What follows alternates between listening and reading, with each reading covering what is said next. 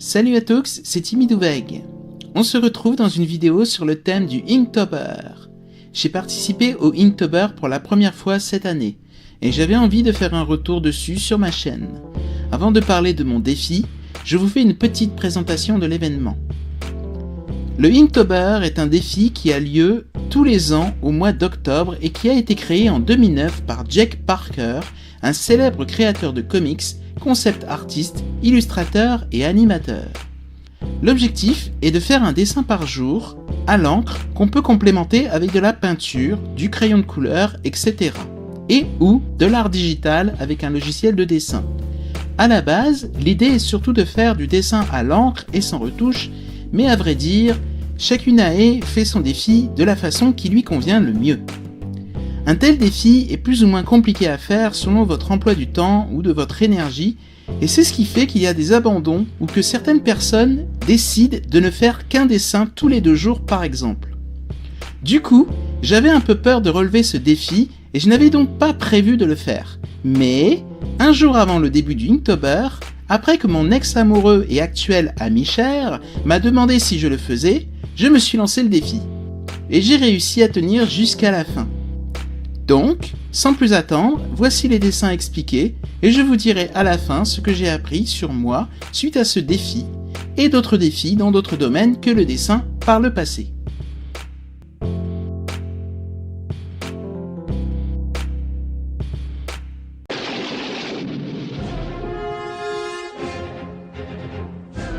Le premier mot de la liste officielle était Swift. Je me suis aidé d'une application de traduction sur internet et j'ai obtenu plusieurs significations. Il y avait rapide, mais aussi agile, etc. Je n'ai pas trop cherché plus loin et ai préféré rapide. Pour ce dessin, j'ai commencé avec des traits assez sobres. Au fil du temps, j'ai tenté plus de choses, mais pour le début, c'était mieux de rester modeste. J'ai choisi de représenter une sorte de super-héros ayant la capacité à courir très vite.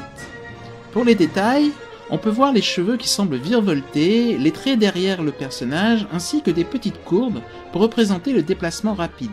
Les petites courbes donnent l'impression que le corps se répète sous nos yeux en raison de la vitesse. C'est une méthode classique et simple pour des comics ou des dessins animés, quand on a un style encore très basique.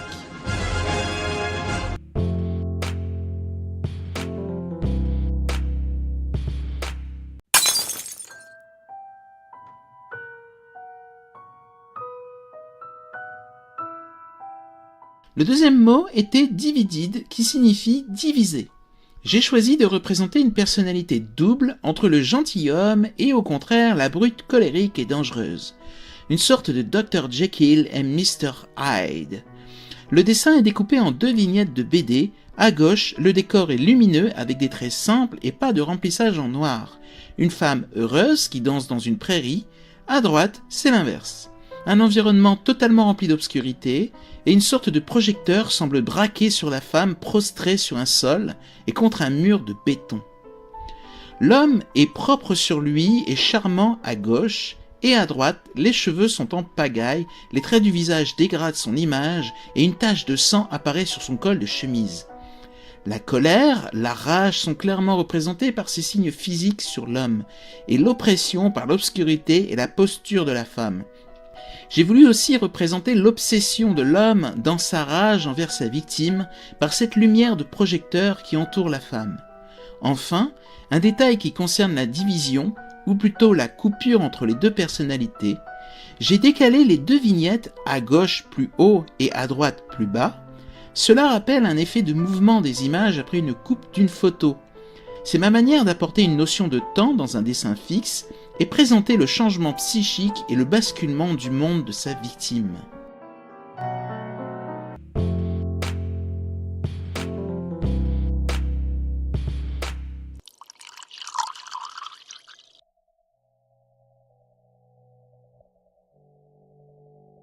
Le troisième mot était poison, donc poison en français.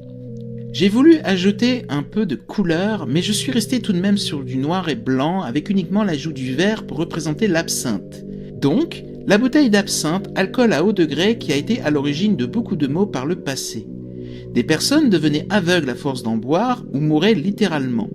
Et avec l'alcool, la cigarette qui est en soi destructeur, mais associée à la boisson produit encore plus de ravages et précipite le cancer ou encore les maladies cardiovasculaires.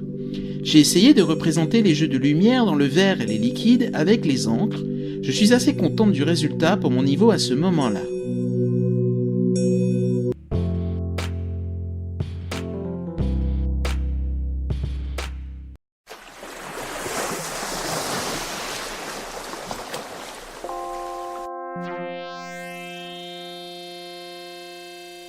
Le jour numéro 4, le mot était underwater, c'est-à-dire sous l'eau.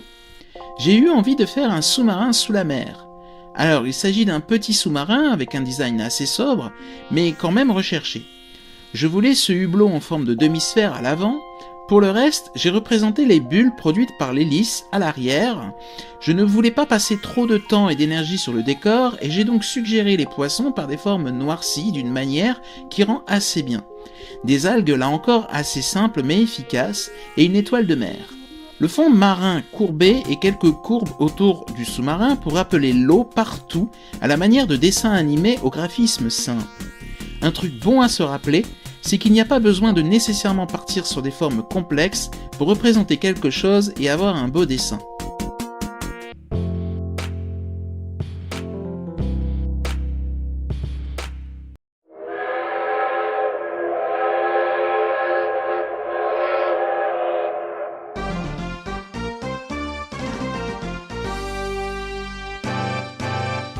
Ensuite, le mot était langue, c'est-à-dire long, tout simplement. J'ai eu envie de représenter au minimum un train très long. Au début, j'ai visualisé un train roulant sur un flanc de montagne et finalement, j'ai eu envie de me lancer le défi de faire un dessin plus complexe. Je suis parti sur l'idée de faire une gare avec plein de voyageurs, des kiosques, des poutres en acier, inspirées de la gare du Nord à Paris ou l'île Flandre à Lille.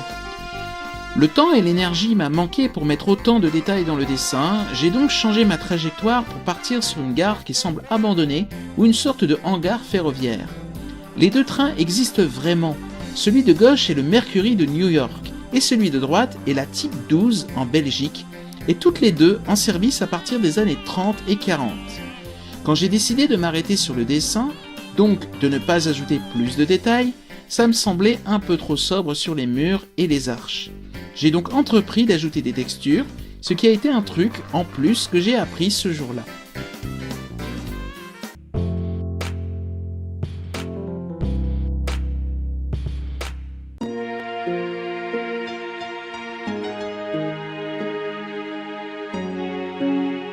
Le 6e jour, le mot était sword, c'est-à-dire épée. C'est à ce moment que je fais le premier fanart de cette série de dessins. Vous aurez sûrement reconnu Link, héros du jeu vidéo Zelda. Alors, si vous êtes attentif aux détails, vous remarquerez peut-être des formes au niveau de la poitrine et des cils allongés sur les yeux. Et oui, j'ai eu envie de faire une version féminine de Link. C'est un clin d'œil à ma propre transidentité. Je ne vais pas dire grand-chose de plus sur ce dessin, si ce n'est, regardez bien comment je fais les reflets du métal de l'épée, des bandes noires obliques placées d'une certaine façon. Là encore, c'est simple mais efficace pour bien reconnaître le métal.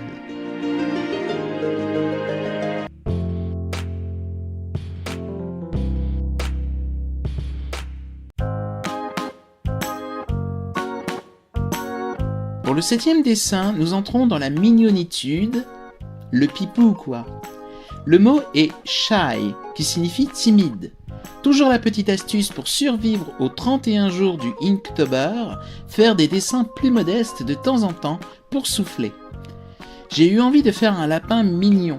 Ce n'est pas le type de visage que je voulais faire, les yeux sont mal choisis et auraient été bien plus expressifs, plus grands, avec des reflets de partout et des iris bien dilatés. En somme, comme dans certains mangas humoristiques par exemple. Il me fallait les très grandes oreilles qui traînent par terre et sont capables de recouvrir le lapin quand il est trop timide pour se montrer. Enfin, le nouveau détail, le contour épais qui fait ressortir le dessin. C'est un style que j'ai utilisé à plusieurs reprises par la suite.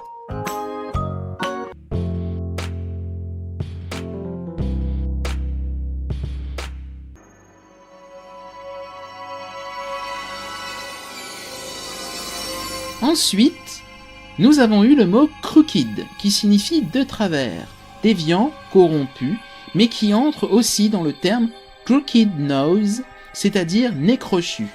Tout de suite, vous voyez que j'utilise quelques couleurs.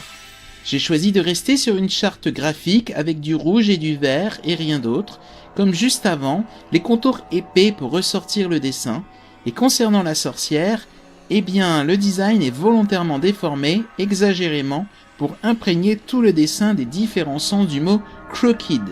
Il s'agit d'une sorcière corrompue, encore un sens de ce mot.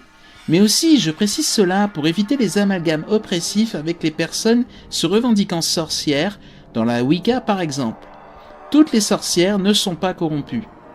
L'œil droit de la sorcière devrait être en partie caché en raison de la position du visage, mais là encore, pour accentuer un style graphique crooked, je l'ai laissé totalement rond, et les deux yeux semblent aussi du coup sortir des orbites. Cela lui donne un aspect vraiment inquiétant en raison d'un esprit... crooked ?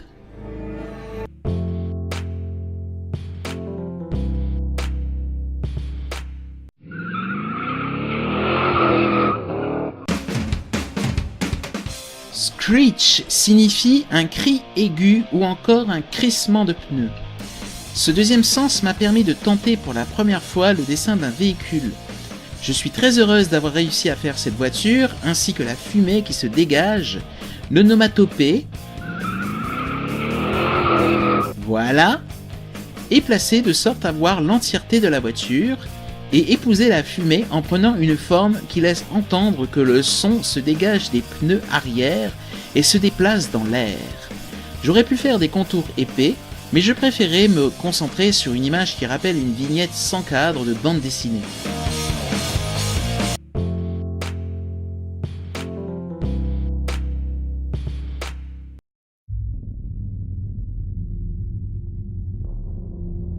Est-ce que vous avez suivi les infos dernièrement ? Une gigantesque structure d'origine extraterrestre s'approche dangereusement de la Terre. Elle ferait plus de 2 fois sa taille. Bon, ne paniquez pas, j'introduis juste le dessin numéro 10. Non, il n'y a pas de vaisseau qui fonce vers nous. Le mot étant gigantique, qui signifie gigantesque, au départ, je voulais faire un cube géant qui approche de la Terre, mais finalement, j'ai eu envie d'apporter des formes au vaisseau. Les zones blanches sur la Terre sont les nuages, si jamais vous vous demandiez. Les détails que j'ai surtout envie de commenter, ce sont ces vagues dans l'espace. Il y a un peu du fanart quelque part dans cette vignette. Il s'agit en quelque sorte de rayons cosmiques dessinés à la manière de Jack Kirby, un dessinateur qui a travaillé entre autres pour Marvel et DC Comics.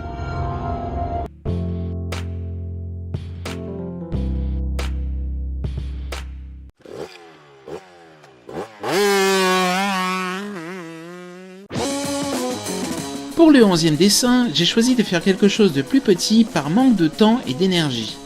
Pour le mot « run », qui veut dire courir mais aussi course, je voulais représenter une course de moto volante. J'ai eu du mal à me représenter ces motos de science-fiction et me suis donc rabattu sur des motos classiques. Finalement, comme c'était un peu difficile pour moi de bien dessiner la moto dans ce mouvement, j'ai choisi de n'en faire qu'une seule. Le Inktober, c'est ça. Gérer son temps tout en s'assurant de faire quelque chose de beau. En tout cas, c'est avec cet état d'esprit que j'ai tenu jusqu'au bout.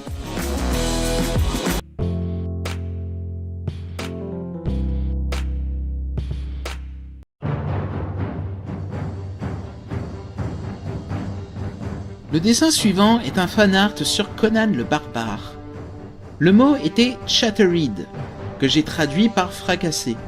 Avec un tel mot, rien de tel que des squelettes rencontrant une masse. C'était l'occasion de travailler les muscles du corps humain avec un personnage bodybuildé et aussi les squelettes. Faire des squelettes paraît toujours difficile et c'est vrai que c'est technique, mais pas aussi difficile qu'il n'y paraît. Il faut un peu de pratique pour faire quelque chose de correct. On peut voir que les squelettes sont plus petits que Conan alors qu'ils sont en avant-plan. On peut imaginer qu'il s'agisse de squelettes nains comme il y en a dans Minecraft, mais c'est surtout une erreur de proportion. J'ai eu envie de créer très simplement une mise en valeur du dessin avec un fond noir qui ne recouvre pas tout le papier. La façon dont c'est fait peut suggérer que Conan sort d'un couloir ou un tunnel sombre et combat les squelettes dans une zone éclairée par des torches par exemple.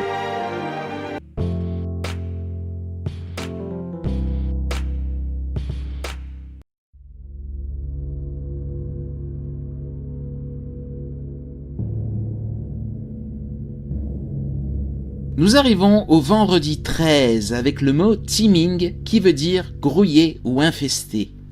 Le vendredi 13, le mois d'octobre et donc l'approche de Halloween, l'envie de faire quelque chose de complexe, de faire une page de BD au moins une fois durant le Inktober, de travailler les architectures, les villes et les zombies, et bingo, j'avais mon idée.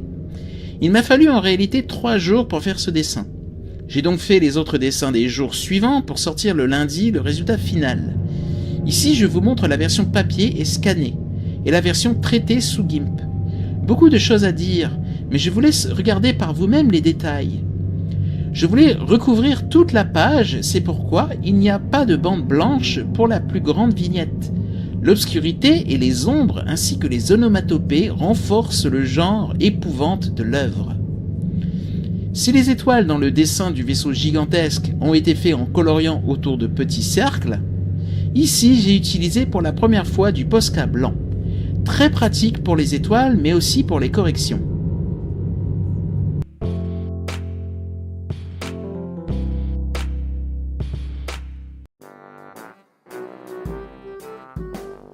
Le 14e dessin est le plus rapide de tout le Inktober. Étant donné que je devais finir celui du vendredi 13, je me suis concentré sur des petits doodles. Fierce signifie féroce, et on peut dire que mon sanglier est très féroce, n'est-ce pas ? Oui, bon, c'est une férocité sympathique, mais on sent dans son regard qu'il est déterminé à nous le prouver. Si. Le style se veut très cartoon et même mignon. Le mot fierce est écrit au-dessus à la manière d'un dessin pour t-shirt, casquette ou mug. Pour un tel style de dessin, évidemment, le contour est épaissi, ce qui ressort toujours le sujet.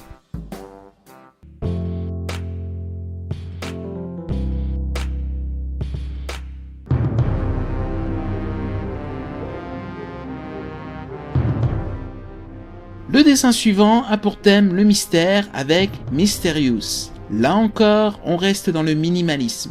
Un buste de héros masqué dont on ne peut rien deviner de son genre, de la couleur de sa peau, de ses yeux ou ses cheveux. Est-il seulement humain ? Mystère.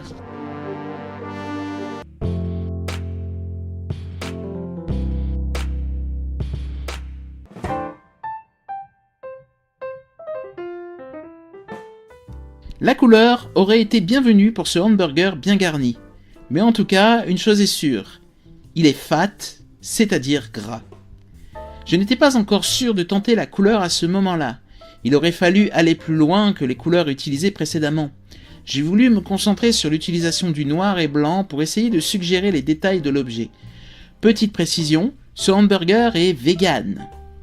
Autre chose, je voulais impérativement représenter le mot fat par autre chose qu'une personne ronde ou en surpoids. Je trouvais le mot péjoratif et donc grossophobe dans un tel cas. Je suis assez contente de mon hamburger, même si je le referai en couleur un de ces jours.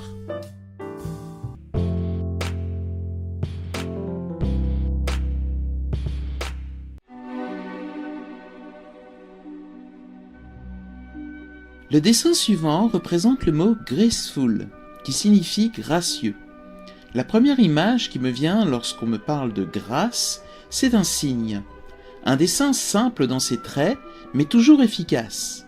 Le reflet du cygne s'estompe progressivement dans les remous de l'eau. Cela permet de ne pas représenter l'ombre de la tête car j'ai eu un petit souci de place sur ma feuille.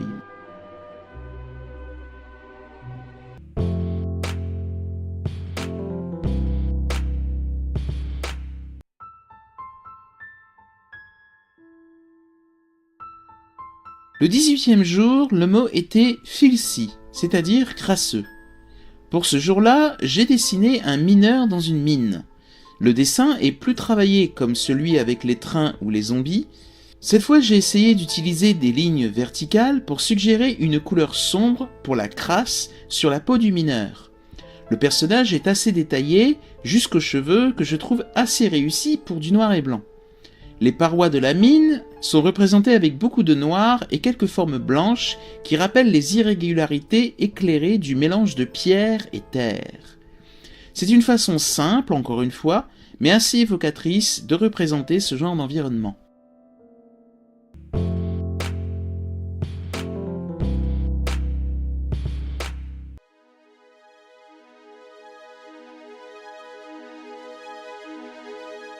Le jour suivant, le mot était cloud, qui signifie nuage. Je voulais faire un amas de nuages en forme de tunnel dans le ciel et un ballon dirigeable passant au centre de celui-ci. Malheureusement, la fatigue était trop importante et j'ai donc fait le dessin assez tard dans la journée. Je me suis donc contenté de faire des nuages, mais j'en ai profité pour tester une technique. Le gris est réalisé à partir d'encre diluée. Lorsqu'on utilise de l'encre de Chine avec un pinceau, on le nettoie avec de l'eau qui se noircit. Je m'en suis servi pour tenter un dessin au niveau de gris.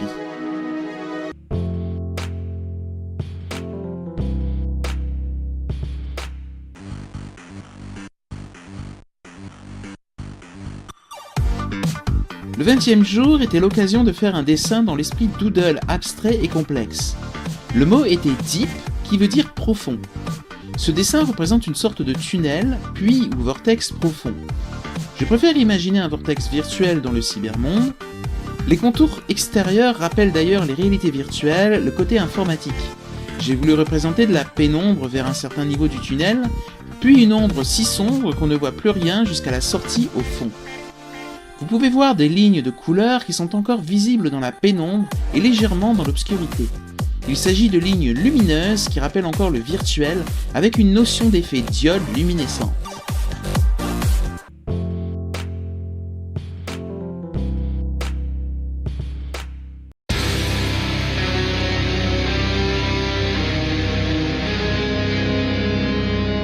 Furious signifie furieux, et qui peut représenter ce mot mieux que Hulk? Un nouveau fanart que je n'ai toujours pas colorisé, même si ça aurait été sûrement très sympa. On revient sur l'anatomie du corps humain, mais cette fois avec un trait plus dur et plus violent. Avec ce style graphique très dur et travaillé, on peut insister sur le caractère très furieux du personnage. Ce serait encore plus spectaculaire avec des lignes droites tout autour de Hulk. Pour ce dessin, certains traits sont exécutés rapidement, par à coup. Cela permet de faire des lignes fines et parfois un peu estompées. Pour bien réussir un tel dessin, il faut sentir dans sa main et son crayon la violence et la brutalité qu'on veut exprimer sur le papier. J'ai beaucoup aimé cette expérience.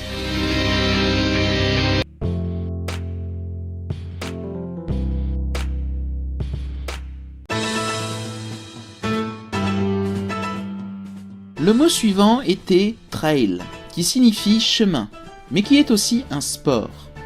Je me suis concentré sur le sport. Tout d'abord, les jambes sont malheureusement un peu mal proportionnées. Mais dans l'ensemble, je suis satisfaite de ce dessin. Pour m'éviter de faire un décor trop complexe, je suis parti sur la suggestion des arbres avec des traits organiques que j'ai exécutés de façon à avoir des troncs et des branches. La végétation est imaginée par les zones blanches autour. Une suggestion par le contraste entre la présence et l'absence. Autre détail, m'étant inspiré de récents trails représentés par des véganes, c'était l'occasion pour moi de faire un petit clin d'œil à ce sujet.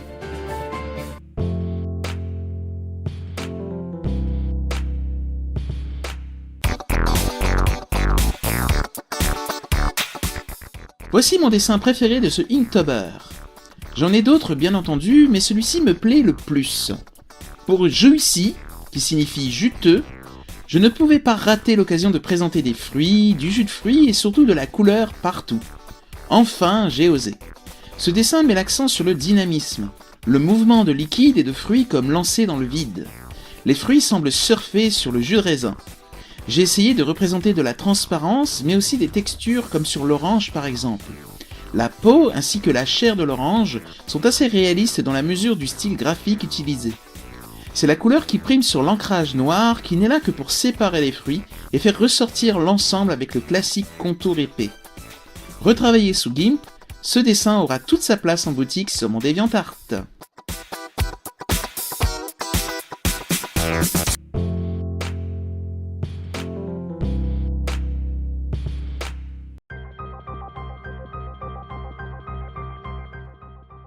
Pour Blind, qui signifie aveugle, un nouveau fanart avec la couleur rouge qui se marie avec le noir et blanc pour donner Daredevil. L'image est assez explicite. La justice représentée par la statue épousant une sorte de projection de lumière rougeoyante. Et derrière, la silhouette de la tête de Daredevil. Regardez bien les détails en dehors de la tête du super-héros, vous verrez que l'ancrage ne sert qu'à créer l'ombre, mais pas à détourer cette fois. C'est un autre style assez intéressant qui se base uniquement sur les ombres et lumières pour créer la forme.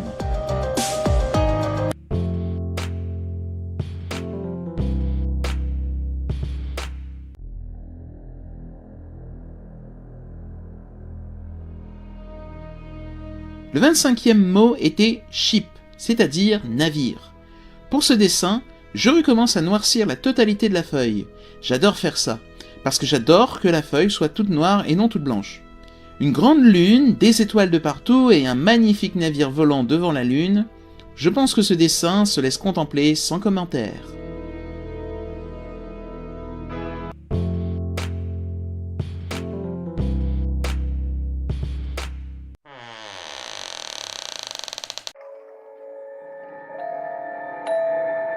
Le 26 octobre, j'étais à un anniversaire, mais j'ai pu prendre un peu de temps pour faire le dessin sur le thème « Squeak », qui veut dire cri d'écureuil, grincement de porte, etc.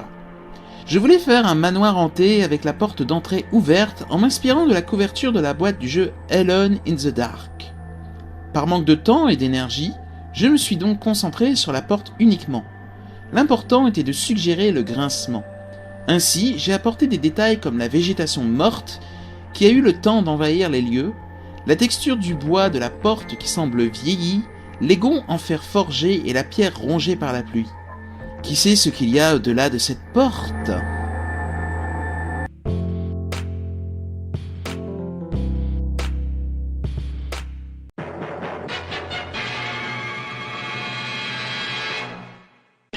Climb veut dire escalader. J'aime les fanarts et donc forcément, qui pouvait représenter le mieux ce mot ? Spider-Man, bien sûr. Dans ce dessin, j'ai réussi à restituer un mouvement très intéressant de notre super-héros adoré. Lorsqu'on regarde une araignée grimper au mur, le plus souvent, elle semble pouvoir courir à la verticale, défiant la gravité. Ça me semblait la meilleure façon de rendre hommage à Spidey que de transmettre cette caractéristique et ainsi se rendre compte de ses pouvoirs surhumains. Pour représenter les passants et les voitures, je me suis contenté de formes très simples. Des petits ronds pour les gens et des rectangles un peu remplis, et le tour est joué. Une technique qui permet de dessiner rapidement des comics, n'hésitez pas à vous en servir.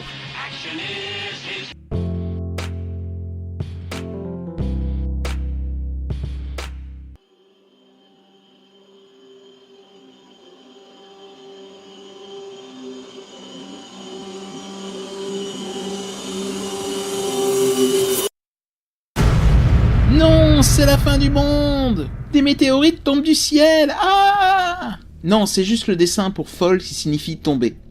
La météorite au milieu brille, mais dans notre angle de vue, la lumière émise est visible à l'horizontale.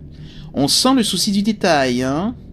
Même dans le fossé, deux météorites se reflètent. Observez comment je représente l'eau, les champs, la végétation et l'horizon.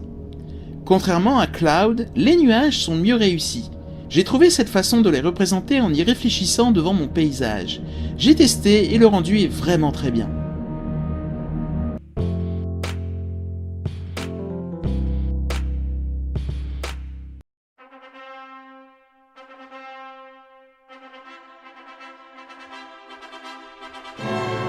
Pour United, qui veut dire uni, je voulais depuis plusieurs jours faire un gros dessin de mariage. Il devait y avoir les invités, une prêtresse, un magnifique temple, de la décoration, mais j'arrivais à la fin du Inktober, la fatigue et la lassitude étaient bien entamées et donc toujours la stratégie de la modestie, j'ai fait ce dessin plus simple. Finalement, j'en suis très fier. Je voulais quelque chose de progressiste, j'ai donc marié deux femmes lesbiennes, rondes, une d'entre elles est transgenre et l'autre est racisée. Faire un tel dessin était important pour moi. Et finir ce Inktober sans avoir eu l'occasion de le faire aurait été vraiment dommage.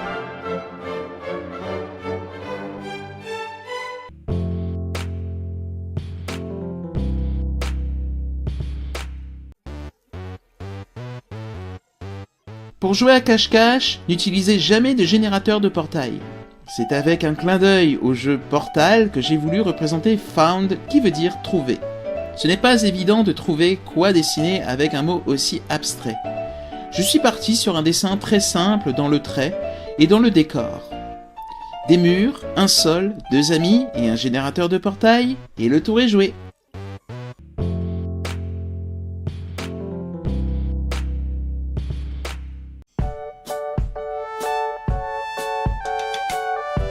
Enfin, le dernier jour du Inktober 2017. Le mot était « masque » que je n'ai pas besoin de traduire. Encore un message que je voulais faire passer en dessinant un zèbre qui fait tomber son masque social. Il s'agit d'une référence à des personnes neuroatypiques, le plus souvent surdouées.